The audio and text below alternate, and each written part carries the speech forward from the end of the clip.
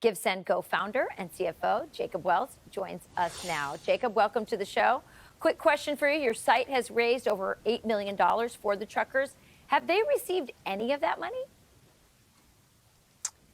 At the moment, yes, they have. And there's actually a couple campaigns in regards to those truckers up there. And yes, funds have flown to those campaign owners. So you say the Canadian government has no jurisdiction over your company. Are you appealing it? Are the truckers appealing it? What's the next step here? They definitely are appealing it there, but the funds primarily at this point are here in the United States. They're completely not frozen, and there are a wide variety of methods for us to get them to them. But yes, the convoy is appealing it and going through that legal process up there. So how do you plan to get the money to them?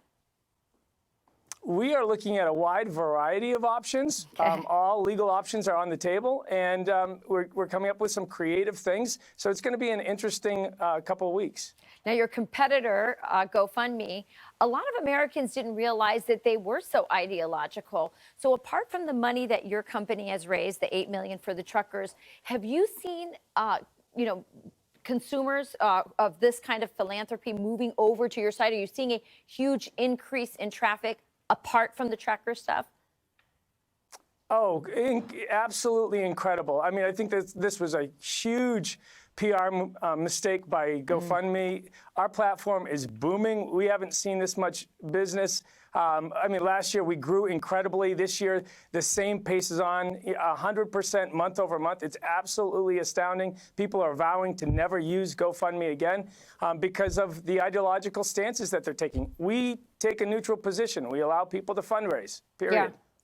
Yeah, I know that I would never use GoFundMe after that. I just think what they tried to do and what they did do was outrageous. Now, there's an economist, his name is Arthur Brooks, who did a study on conservatives, on philanthropy, and showed that conservatives are more generous, individual conservatives are. So that ought to be helping your side as well, Jacob? Completely. Well, we've seen this campaign actually pass $9 million, 9.2, almost $9.3 million, and the average amount per donation is actually about 30% higher than what it was on GoFundMe. So we see our givers giving more. I think they're passionate all across the board. Definitely a boom for our business. Quick question: you have the bandwidth to cover to keep up the pace with all of this increase in traffic? Yeah, we brought on some extra teams, a team called Right Forge as well, to help build out this infrastructure even faster. We've got a whole ton of incredible initiatives that we're rolling out to even decentralize our platform even more giving options, more receiving options. It's going to be, there's a great future in front of us. I didn't even know about your company until this happened. So good for you, Jacob. Looks like GoFundMe made a big mistake. Thank you. Thank you very much.